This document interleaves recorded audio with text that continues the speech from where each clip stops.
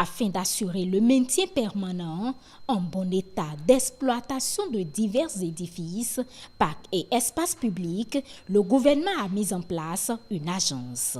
Un nouveau dispositif qui s'ajoute à celui déjà existant pour un Bénin plus prospère. Cette structure qui est née, à savoir l'Agence pour l'entretien et l'exploitation des édifices et des places publiques et parcs aussi, travaillera avec des sociétés qui existent déjà, à savoir la CIRAT et la SOPI, pour une réelle synergie d'action, sans oublier aussi les collectivités locales qui ont déjà à leur sein des directions techniques pour assurer la pérennisation et surtout la protection des édifices publics. Décision tout de même pertinente quand on tient compte d'un certain nombre de paramètres, selon le juriste Julio Tomiti. S'interroger par rapport à la pertinence, ça m'a renvoyé en fait quelques images des places publiques que nous avons. Ça me renvoie par exemple à l'image de l'Étoile Rouge. Ce n'est pas pour quelques événements heureux, la place de l'Étoile Rouge veillait dans une salubrité qui ne dit pas son nom.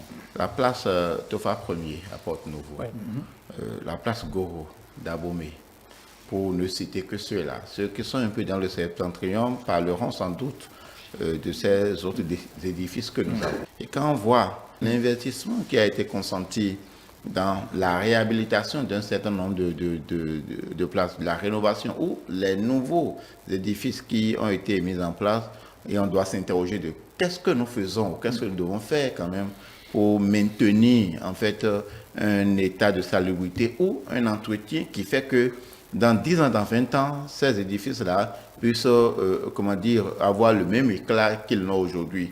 Les débatteurs trouvent inquiétant la mise en place de plusieurs agences. Cela pourrait avoir d'autres implications. Est-ce que, en démultipliant, et pour chaque préoccupation que nous avons des agences, je me demande si on n'en arrive pas à faire en sorte que nos ministères notamment soient dépourvus de tout pratiquement. On se demande aujourd'hui que font les ministères. Je dis par exemple ce travail, je suis de ceux qui pensent par exemple que est-ce qu'il ne peut pas avoir des services déconcentrés du ministère du cadre de vie qui pourraient se charger de ça? Parce que lorsqu'on parle d'agence ou de société privée, c'est encore toute une structure mise en place. Je me dis, en parlant de questions de coût, je me demande est-ce qu'il ne serait pas mieux, d'accord, que des services du ministère du cadre de vie en charge, que de créer une agence qui travaille avec les collectivités, qui travaille avec des sociétés privées, ainsi de suite, la chaîne et tout ce que cela implique